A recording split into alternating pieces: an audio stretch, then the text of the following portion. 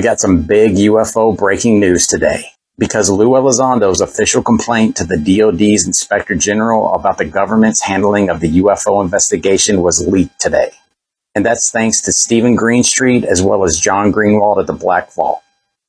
And there's actually a lot of juicy information in this release because there's things in there that have been speculated on, but now we've got it in writing from Lou Elizondo in an official government format that we've been baiting UFOs, as well as that he has seen a 20-minute long video of a UFO that defies explanation. So there's all kinds of things that are going to come out of this. So what I would recommend that you do is go over to Dan Z's Twitter account. That's the best way to download this IG complaint for yourself, and you can start going through it. I'll post some videos that kind of summarize and give you the context of why this is such a significant day. Thanks for watching.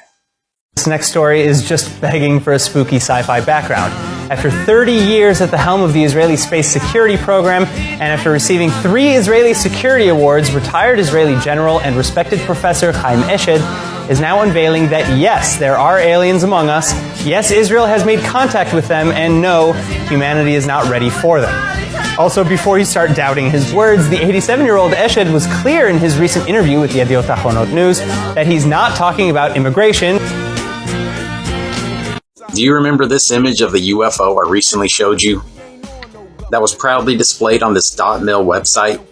If I could just get you to focus your attention on this, because that image has been scrubbed from the exact same website. But wait till you hear their explanation. According to a NIM aviation spokesman, they erroneously posted an unofficial and incorrect logo. So the day and a half that this logo was posted never happened.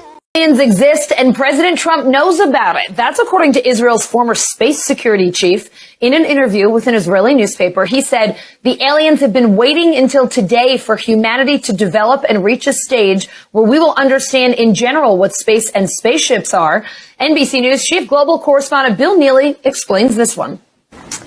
Hi, Alison. Well, this is quite a story, and it comes from the man who headed Israel's space security program for nearly 30 years. Chaim Eshed is making the extraordinary claim that the United States and Israel have been in contact with a group of aliens for years, not immigrants, but extraterrestrials. He has called them the Galactic Federation of Aliens, and he says President Trump is aware of the existence of these aliens and had been on the verge of revealing their secrets, he claims, but was asked not to do so by the Federation in order to prevent what he calls mass hysteria. Well, the retired general says the US and Israel have kept it from the public because, quotes, humanity isn't ready and the aliens don't want to reveal themselves until humanity can evolve, he says, and understand what space really is. Well, the good news is that he claims an agreement has been reached between the US government and the aliens, a contract to do experiments here. There's also, he says, a secret underground base on Mars where there are American and alien representatives. Now, this former head of a branch of Israel's defense ministry is 87. He was very well respected, at least until now. And he said all this in an interview with an Israeli newspaper in Hebrew, but it's really taken off after parts of it were published in English by the Jerusalem Post today. He says he's come forward now in the hope that his news will be accepted as true. He notes that if he'd made these claims 5 years ago, he would have been hospitalized, but now he says, I've got nothing to lose. Well, so far, President Trump has not tweeted about this, though remember a year ago he did set up the Space Force as the 5th branch of the US Armed Forces. Well, we did ask the White House, the Department of Defense and Israeli officials to comment. So far, they have not responded to the NBC News request, and I wonder if they ever will. I have a reputation for being rather long-winded on this subject, and I admit to that. Because as Ray said, I have concluded a long time ago, frankly, that this is indeed, without the shadow of a doubt, the most important issue of our time, and I will hopefully try to explain that to you before the afternoon is over as to why I feel that way. Before I get into that part of it, I want to share a couple of comments with you here. I want you to understand some 4 words that I have lived with for the last 40 years. And you're all familiar with these words because you've all experienced them yourself. The first one is frustration. The second one is aggravation. The third one is anger. And the fourth one is outrage. And let me explain to you why those words are important to me before I get into the meat of my presentation. I'm frustrated after 40 years of searching for the truth and 40 years of being laughed at and ridiculed by people who weren't curious enough to really seek the answers for themselves. I am aggravated at so-called scientists and experts who smugly and arrogantly snickered at ideas beyond their own vision and imagination, and refused to see even that there would be a 21st, 22nd, and 23rd century science. I am angry at a national security system in this country that spends billions of your tax dollars covering up from you the greatest secret of our time. And I am outraged at a government who apparently believes that you can lie to all of the people, all of the time. And the fact that you're here is encouraging to me, because that proves that there are some of us that we will not allow them to lie to us all of the time. Now that I've vented my spleen on those 4 words, I feel a little better. Thank you. During the 50s and 60s, it wasn't just the Americans who were seeing flying saucers. At the Westall School in Australia, several hundred students saw an object hovering over this Powerline tower on their athletic field, an event they vividly recall 50 years later. A student came into the classroom, there's flying saucers in the oval, there's flying saucers, and everybody ran out. And I remember the fear and the hysteria of all the students. I couldn't believe it because what I was seeing wasn't possible. It was vertical, horizontal, move away from us, back towards us, appear somewhere else. My God, but it was exciting. It was like that, and then all of a sudden it just turned on its side, and I could see that it was a round disc. The children saw the disc begin to descend into this wooded reserve at the end of the school's running path. I ran towards the corner of the school, jumped the fence, and ran towards where it looked as though it went down into the trees, and then stopped dead because it was right in front of me on the ground. Like a disc with a slight rise in the middle.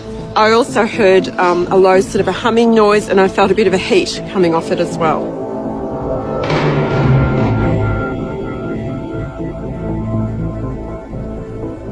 And it started to take off pretty well straight away. It had all bluey purple lights around the bottom. Don't remember seeing any windows. And it took off to about probably 4 or 5 metres in the air and then turned on its side and just went zoom straight up so fast that there's just nothing even nowadays that could go that fast. Shortly after the object departed, the authorities converged on the school. We had Army, Air Force, police down there cordoning off the area to prevent any of us entering the area or disturbing anything. We got called to assembly. The headmaster said, "You have not seen this. You do not talk about it. You'll be in trouble if you do." For the first time ever, the school science teacher agreed to describe what he saw that day, providing we concealed his identity. It was not a mirage. There was something physical in the sky. It was silver. It could hover. It could move slowly. It could move very rapidly. Eventually, it moved away to the other side of the oval and down behind some pine trees. I was not then, nor ever have been, able to use my knowledge of the world, nor my scientific training, to provide a rational explanation. What he said next sheds light on why the school's staff have remained silent all these years. I was a knock on the door one night. 2 older men, one in uniform, asked for my description of what I'd seen. I was then told that I hadn't seen anything, that I'd made it all up, possibly because I was drunk, and that they would have to report that fact to the education department and I would lose my job. After that, I was told that I would be prosecuted under the Official Secrets Act, and I was told that there wasn't anything there when I knew there was, and that I had to keep quiet about it. Why did I have to keep quiet? The Westall landing may not have been an isolated incident. 4 days prior, a then young engineer in nearby Baldwin was taking photos in his mother's garden when something caught his eye. This tremendous flash of light, and I looked up and I saw this object, and I pulled it. I had a Polaroid camera and I pulled this up, hit myself on my face, and I took the picture, and I've got the photograph here. This is the original Polaroid. That's it. There, the top of it is.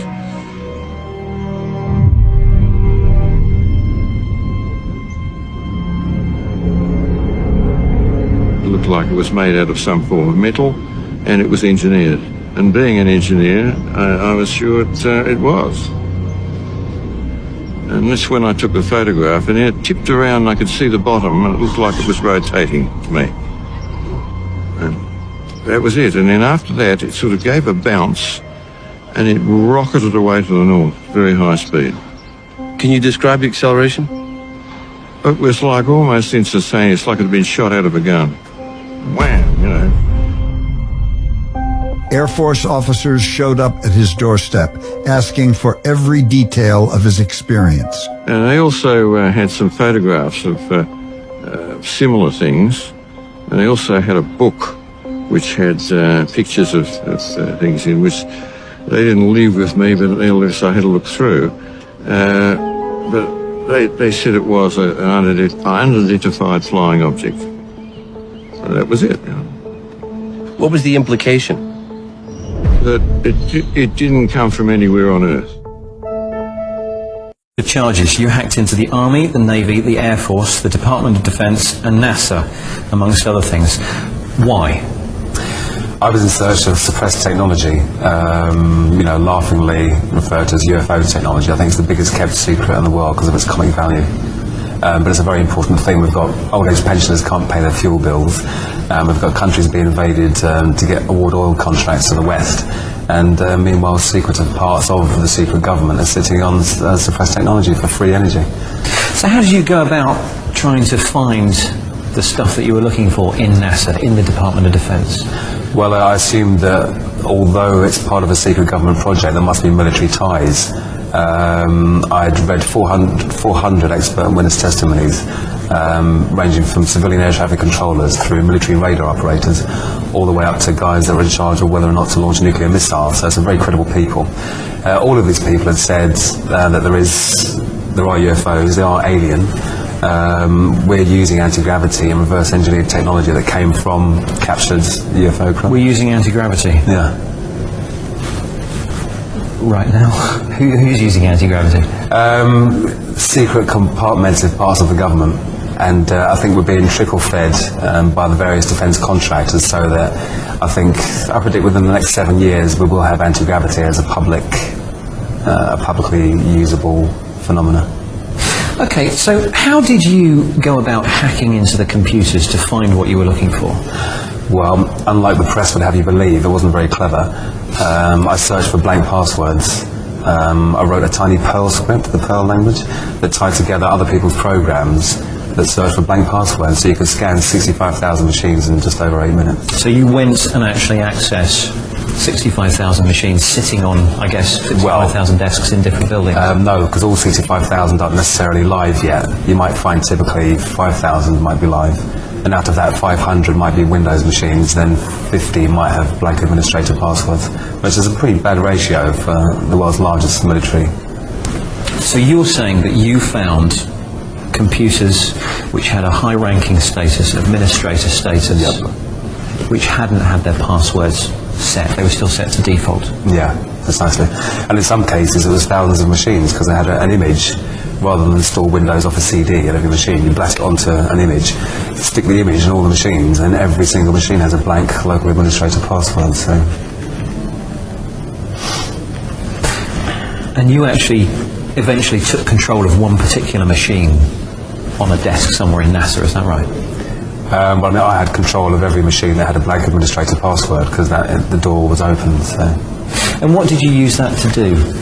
I was searching for files and evidence in relation to the UFO question. Okay. Were you the only hacker to make it in, past the slightly lower than expected lines of defence? Yeah, exactly. There were no lines of defence. There was a permanent tendency of foreign hackers. You could run a command when you're on the machine that showed connections from all over the world, check the IP address to see if it was another military base or whatever, and it wasn't. The General Accounting Office in America has again published another damning report saying that federal security is very, very poor. So let's get this straight. While you were on a machine inside one of these computers in the Department of Defence, say, there were other hackers logged onto that machine as well from around the world. Yeah, you run your netstack command and you see the list, Turkey, Germany, Holland, everywhere. Are they all being prosecuted? No, because they weren't caught, I'm assuming. I mean, they could have turned out later on to be someone else that's been caught, but not as far as I know.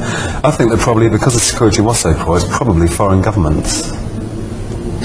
How many times did you go back into this computer within NASA and the Department of Defence? Was it a one-time only?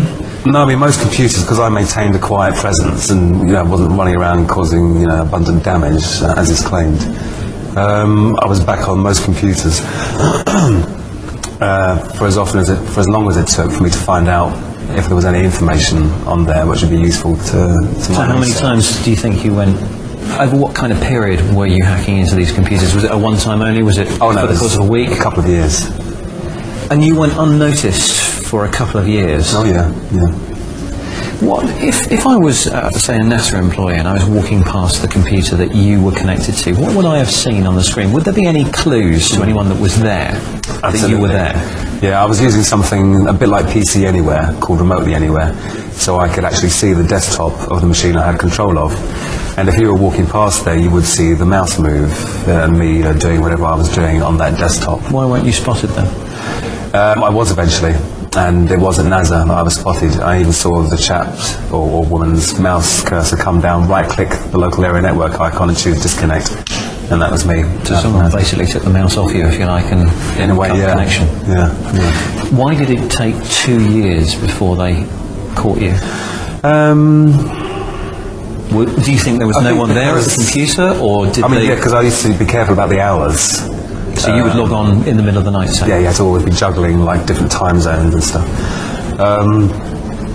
And yeah, you're doing it at night time, so hopefully there's not many people around. But there was one occasion where a network engineer saw me and actually questioned me, and we actually talked to each other via WordPad.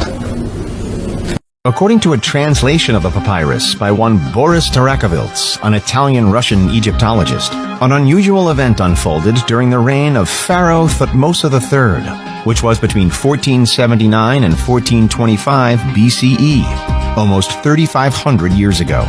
It's said that a circle of fire descended from the sky, and that its mouth had a foul odor, although it didn't have a head. This bizarre object was described as about 15 feet across, and after several days was purportedly joined by more just like it. An apparent fleet of unexplained entities, appearing as though out of nowhere and stretching across the sky. Until one evening, the objects rose in unison and moved south over the horizon, never to be seen again. The pharaoh supposedly then ordered these strange events to be recorded immediately, and the story eventually made its way onto the Thule Papyrus, where it apparently waited for more than 3 millennia until it was finally unearthed. Richard, the Russian government is making some pretty major claims tonight. Yeah, I mean, we're not too happy, I guess, with the Russian government right now. But that aside, Russian air defenses, Melissa, did say that they shot down a UFO. They actually released some video of it. We're looking at it here. This was reportedly shot down in the Rostov area near the Ukraine border. The governor of this Russian region said the UFO was a small-sized object in the shape of a ball and was flying roughly 1.5 miles high in the sky on January 3rd when the decision was made to shoot it down. Now, it is not clear what the object is. It's certainly possible it was a Ukrainian or maybe even a Russian drone related to the conflict. We don't know. Still, though, back in September, the National Academy of Sciences of Ukraine claimed the skies over Kyiv were swarming with unidentified flying objects. So add this to our long list of what was that up in the sky. Attention Earthlings. And yes, that is how the FBI chose to start a recent tweet they posted, because they were announcing a recent podcast they released addressing some of the UAP cases the FBI has covered in the past. But of course, they couldn't help themselves from making a reference to Little Green Men, as well as the X-Files. But the FBI's involvement with UAP starts in 1947, because on July 6th, this newspaper article came out about Roswell. 2 days later, Hoover received this memo from their Dallas office that echoed the conclusions made in the newspaper article that came out the next day, that concluded that the wreckage from Roswell was just a hexagonal disc that was supported from a 20-foot diameter balloon. But one thing I've never noticed before is that they indicate that a cable was used to connect the balloon to the radar reflector. But nowhere in any of the pictures of the wreckage is a cable shown, which would probably have been the most structurally sound piece of the assembly. But the FBI accepted the Air Force's explanation that it was just a weather balloon. But on this recent Lou Elizondo interview, he stated that his belief in Roswell is 100%. The FBI continued to get calls about flying saucers in 1947, including one report that a round saw blade-shaped craft crashed into a lightning rod on a church. Shortly after 47, the Air Force took over the investigation from the FBI. The Air Force then turned around and asked for cooperation from all the military branches and intelligence agencies on reporting UFOs. And I find that very ironic because in this recently released Politico article, the Air Force is specifically called out as not providing access to the UAP task force, who were asking for the same cooperation. Later, the FBI received the Guy Hoddle memo in 1950 that stated that 3 craft crashed in New Mexico. Of course, Roswell was 3 years earlier, but I didn't see any reference to a specific date mentioned in the memo of when those crashes occurred. But this memo has become the FBI's most popular file. In 1988, they got back in the UFO business because they were investigating a potential leak of classified information. This became known as the Majestic 12 document, which they declared bogus. That's a very controversial topic, and I don't know enough about it to give you any guidance on it. But Jacques Vallée has written a book about it that I'd highly recommend you check out if you want to dig deeper. They closed the podcast by saying that life probably exists somewhere in the universe, but that we won't see it anytime soon because of physics. But they, just like everyone else, still want to believe that it could happen. But go over to their podcast and check it out for yourself. Thanks for watching. The iron veil of secrecy is now nearing the end of its 7th decade. When World War II ended, little attention was given to Operation Paperclip, under which hundreds of Nazi scientists were brought to the U.S., given new identities, and then appointed to important jobs in the military and elsewhere. Some of them would have been aware of UFOs, of the ET presence, from their experience in working with them in the 1930s. The American military began to take the subject more seriously after retrieving one of the vehicles that crashed near Roswell, New Mexico, on July 4th, 1947, and decided to back-engineer its technology, which was light years more advanced than anything that we had known. On Tuesday, July the 8th, 1947, at 11 a.m. Mountain Time, Roswell Airfield Commanding Officer Colonel William Blanchard announced in a press release the recovery of a flying disc. That was the truth. Later that same day, at approximately 4:30 p.m. Central Time, Brigadier General Roger Ramey, commander of the 8th Air Force and Blanchard's supervising officer, presented to the press an alternative story. He claimed the Army had recovered a Rowan target device suspended by a neoprene balloon. That was a lie. In fact, it was the cornerstone lie of what was to become a cult of lying and disinformation that is still United States policy today, 68 years later. In my brief address to the Citizens Disclosure hearing, I said that the United States and much of the Western world is ultimately controlled by an unelected, unaccountable cabal. Its apex is the banking and financial cartel, followed by the oil cartel. The CEOs of the largest and most powerful transnational corporations, major intelligence agencies, including the CIA, the FBI, and the NSA, and a major slice of the U.S. military. Congress is finally forcing the government to take unidentified undersea phenomena seriously. So I thought this would be a good time to share one of my favorite accounts of a USO encounter that was retold by David Fravor on the Joe Rogan Experience number 1361. It's well worth a watch, and this is my favorite one. And he was a Navy helicopter pilot. And he comes in, he goes, hey, can I talk to you? Dude, you know your UFO? He said, yeah. He goes, I had a similar experience. I said, what's that? He said, he was flying CH-53s, which is a big lift, heavy lift that the Marine Corps uses, and the Navy uses it for certain things. Ships or submarines shoot torpedoes. They're called telemetry rounds. So they gather all the data on what the torpedo is doing underwater, and then they blow ballast, and this thing will come to the surface and float, and then they go pick them up, and then they can extract all the data out. He said the first time they're out, and they're going to pick up this BQM. And those things, when they're flying, they're done. A parachute comes out, and they hook it up. The helo drops the swimmer in the water. He goes and hooks this whole thing up, and then they hoist the whole thing up and fly back, and then they extract the data. So he says he's sitting in the front. In helicopters, there's, a CH-53 you can actually see down by your feet, just like typical, like you got a Hawaiian ride, because you can see when you're touching down. So you got really good visibility out of those things. You got super clear Caribbean water. He says he's going on there, and they're getting this thing hooked up, and as he's looking down, because they're, 50 feet above the water, he sees kind of this dark mass coming up from the depths. And they're starting to hoist the diver up, and they've got the BQM, and as they hoist it up, he says, and he's looking at this thing going, what the hell is that? And then it just goes back down underwater. It just once they pull the kid and the BQM out of the water, this object descends back into the depths. So he thinks, well, that was pretty weird. A few months later, he's out and he's picking up a torpedo. So he says they hook the diver up on the winch, and they're lowering him in, and as he's looking down, he sees this big, massive, he goes, it's not a submarine. He's seen submarines before. Once you see a submarine, you can't confuse it with something else.